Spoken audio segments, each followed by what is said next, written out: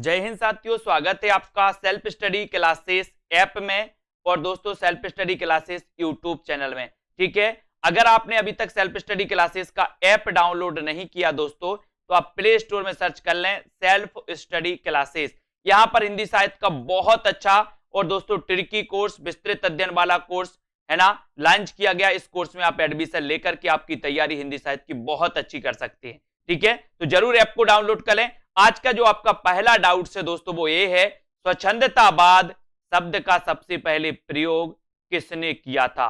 अब देखते हैं दोस्तों, इस प्रश्न में बहुत सारे लोग गलत करके आएंगे क्योंकि उनको पता है कि स्वच्छंदतावाद के प्रवर्तक तो कौन माने जाते हैं, श्रीधर पाठक। तो श्रीधर पाठक ने ही स्वच्छंदतावाद का सबसे पहले प्रयोग किया होगा, ये ऐसा मानना हो जाता, लेकिन नहीं। डाउट्स क्या है, श्रीधर पाठक स्वच्छंदतावाद के प्रवर्तक हैं, लेकिन स्वच्छंदतावाद शब्द का प्रयोग सबसे पहले किया था मुकुटधर पांडे ने। अपन पढ़ते ना कि छायावाद शब्द का सबसे पहले प्रयोग किसने किया था, मुकुटधर पांडे ने। ऐसे ही स्वच्छंदतावाद शब्द का सबसे पहले प्रयोग भी मुकुटधर पांडे ने ही किया था। और दोस्तों स्वच्छंदतावाद के प्रवर्तक माने जाते श्रीधर पाठक।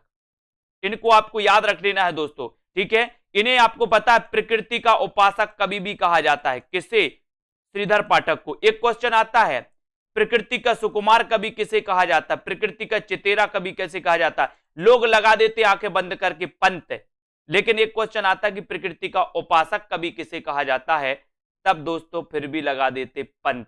अब नहीं लगाना, प्रकृति का उपासक कवि श्रीधर पाठक, स्वच्छंदतावाद का प्रवर्तक श्रीधर पाठक, है ना। स्वच्छंदतावाद शब्द का सबसे पहले प्रयोग किसने किया, मुकुटधर पांडे ने। इन क्वेश्चनों को आपको बहुत अच्छे से पढ़ना है। डाउट्स नंबर 2, फूलों का गुच्छा की रचनाकार कौन है। यहां दोस्तों 61 फंस जाती है, फूलों का गुच्छा और फूलों का कुर्ता। एक क्वेश्चन पूछा जाता है, फूलों का कुर्ता ये किसकी रचना है। तो फूलों का गुच्छा रचना किसकी है, भारतेंदु हरिश्चंद्र की। लेकिन यहीं पर आपसे फूलों का कुर्ता पूछ लिया जाता, तब भी आप कंफ्यूज हो जाते। फूलों का कुर्ता यशपाल, और जो फूलों का कुर्ता पहनेगा उसका यश बहुत होगा, बहुत, है ना, यश होगा, तो यशपाल। फूलों का कुर्ता यशपाल, फूलों का गुच्छा भारतेंदु हरिश्चंद्र। इनको अपन को याद रख लेना है। अब दोस्तों ये डाउट्स नंबर अपन 3, हिंदी का प्रथम कवि कौन है। अब यहां भी कई लोग कंफ्यूज हो जाते। अगर आपसे पूछा जाए कि हिंदी का प्रथम कवि कौन है और प्रथम की जगह कवि पूछ लिया जाता है कि हिंदी का प्रथम महाकवि कौन है, तो क्या होता है, कंफ्यूजन। बोले हिंदी का प्रथम कवि कौन है तो उत्तर लगाते सरहपा, है ना। लेकिन अगर पूछ लिया जाए कि हिंदी का प्रथम महाकवि कौन है, तो आपको उत्तर लगाना है चंद्रवरदाई। ठीक है, चंद्रवरदाई आपका सही उत्तर होगा। हिंदी का प्रथम महाकवि पूछा तो चंद्रवरदाई, हिंदी का प्रथम कवि पूछा तो सरहपा। ठीक है, और हिंदी का प्रथम कवि स्वयंभू को माना किसने, राम कुमार वर्मा ने, यह भी आपको याद रख लेना। ठीक है, और राहुल सांकृत्यायन ने किसे माना, सरहपा को। ठीक है, अगला डाउट्स, अगला है युगधार की रचनाकार कौन है। युगधार, अब यहां से 2 रचनाएं आती हैं दोस्तों, एक तो पूछी जाती है युगधार और दूसरी पूछी जाती है युगधारा। अब इनको आपको दोस्तों क्या करना है, अच्छे से पढ़ लेना है। युगधारा, बोले युग की धारा में नांग बह गया, कौन बह गया, युग की धारा में, युग की धारा में नांग बह गया। तो याद रख लेना, तो युग की अगर धारा आ की मात्रा लगी हो, धारा की बात हो तो उत्तर हो जाएगा नागार्जुन, और धार की बात हो तो सोहनलाल द्विवेदी।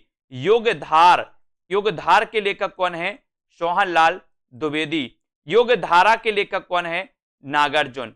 ठीक है, तो दोनों चीजें क्लियर। युगधार पूछा जाएगा तो आप क्या लगाओगे, सोहनलाल द्विवेदी।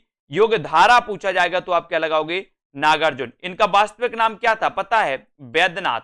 किसका, नागार्जुन का। और वैद्यनाथ द्विवेदी आपको पता है किसका नाम था, उपनाम, हजारी प्रसाद द्विवेदी का उपनाम भी वैद्यनाथ द्विवेदी था, है ना। ये भी याद रख लेना। नागार्जुन यात्री नाम से लिखते थे दोस्तों मैथिली में, ये भी याद रखेंगे। तो आपने क्या याद किया, युगधारा नागार्जुन, युगधार सोहनलाल द्विवेदी। क्लियर।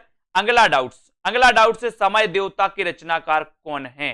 तो आप सीधे सीधे क्वेश्चन लगाना, बताइए, अगर आपको बनता है तो उत्तर जरूर बताएं, समय देवता के रचनाकार कौन है। तब दोस्तों आपका राइट आंसर होता है कि समय देवता के सर रचनाकार कौन है? नरेश मेहता। लेकिन एक क्वेश्चन यही और पूछा जाता है, साहित्य देवता, एक पूछा जाता है साहित्य देवता, साहित्य देवता के रचनाकार कौन है? अब दोस्तों ये साहित्य देवता ये क्या है? निबंध है।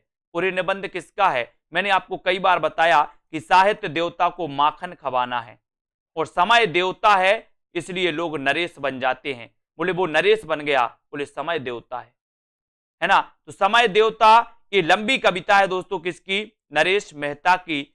और साहित्य देवता के रचनाकार कौन है? माखनलाल चतुर्वेदी। कंफ्यूजन है, कंफ्यूजन, कंफ्यूज नहीं होना। समय देवता नरेश मेहता और साहित्य देवता माखनलाल चतुर्वेदी। इन प्रश्नों को बहुत अच्छे तरीके से ढंग से पढ़ना है दोस्तों। हमेशा पूछे जाती है सेशन दोस्तों, अपना हमेशा चलेगा डाउट्स वाला। जहां जो प्रश्नों में डाउट्स होंगे वो हम निरंतर वीडियो के माध्यम से आपके क्लियर करेंगे। आपको बस अपने वीडियो को शेयर करना है, अपने मित्रों तक पहुंचाना है, और सेल्फ स्टडी क्लासेस ऐप जरूर डाउनलोड कर लेना। वहां पर आपको हिंदी साहित्य का कोर्स लॉन्च किया गया, उस कोर्स को आप दोस्तों ले सकते हैं, परचेस कर सकते हैं, उस कोर्स में एडमिशन ले सकते हैं, अपनी तैयारी बहुत अच्छी कर सकते हैं। ठीक है, तो वीडियो को लाइक करना है, शेयर करना है, और दोस्तों सब्सक्राइब कर लेना है चैनल को, बेल आइकन को जरूर दबाएं ताकि इंफॉर्मेशन आप तक पहुंचे। ठीक है, तो आज के इस वीडियो के लिए बस इतना ही। जय हिंद।